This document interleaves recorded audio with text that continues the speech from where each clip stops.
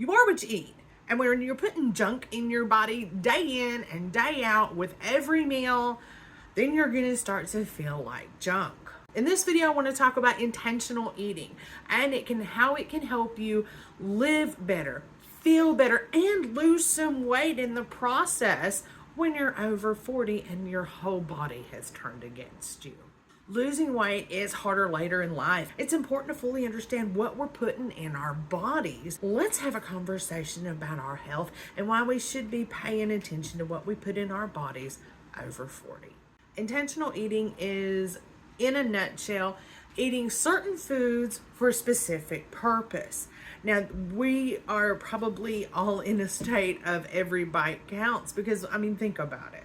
When we were in our teens, food was food. We were hungry, and if it could be chewed and swallowed and digested, we were probably going to do that just to, because we were that hungry and it didn't matter what we ate. Same thing in our 20s. Our 20s came around and we're busy, so we're eating a lot of stuff on the run because we're working, we're building our lives, and we don't have a lot of time. And a lot of times didn't even know how to really cook anything beyond some Jell-O and a sandwich. So we didn't eat the best way then either. And then we get to our 30s and things start to get kind of weird, and we start noticing how some things affect us a little differently. Maybe there's some digestive violence going on whenever you eat certain foods. So you start to pay a little more attention.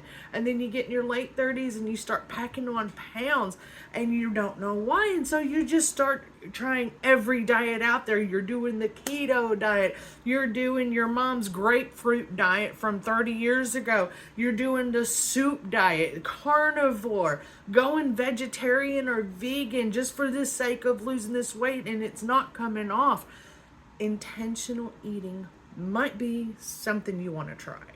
When I was going through all of this, that's what I didn't even know that's what this was called until I was doing the research for this video.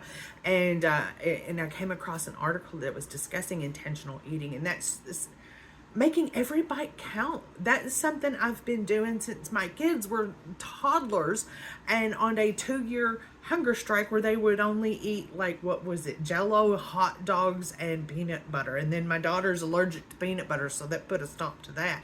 I had to really pay attention to what I fed them, and I had to make every bite count, and I had to actually make sure that it was something they would eat. And so that's where I began my journey with intentional eating, and didn't even know that's what it was called. I called it feeding my kids.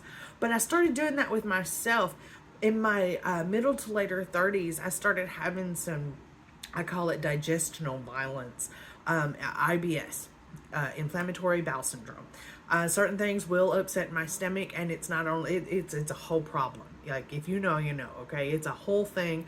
And I had to start paying attention to what I was putting in my body and remove certain things. This was the first time I had to say goodbye to potatoes, because potatoes were the number one thing that would tear my stomach up and make everybody in the room around me very upset with me. So it started with that, and then I let off of greasy fried foods, and I went with a lot more green vegetables, yellow vegetables, orange vegetables, whole ingredients, not the processed stuff out of boxes. And I have come to this point with it in my life. I'm used to putting certain nutrients in my body every day. Protein, number one. I try to get as many of the vitamins in a day as I can. Fiber, calcium, magnesium, everything that it takes to keep my body healthy and active. And I've lost 80 pounds. So I want to share this with you, and I want to spend some time talking about it. We've talked on this channel about how we feel in our emotional state, our mental state, and let go of what does not serve us. And that harmful, fast food, easy food, comfort food, nachos, tacos, you can still have those, but we're going to find a different way, a healthier way of bringing the nourishment to us instead of the junk, and depriving our bodies of what they need to feel and perform at their best. So over the next few days, I want you to pay attention to what you eat. I want you to really study the things, and you don't have to look up the nutrition. You've got packages of food in your cabinet. Turn the box around and look and see what goes in it.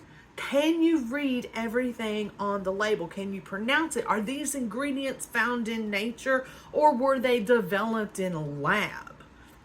Start paying attention to that. Start paying attention to the way certain foods make you feel.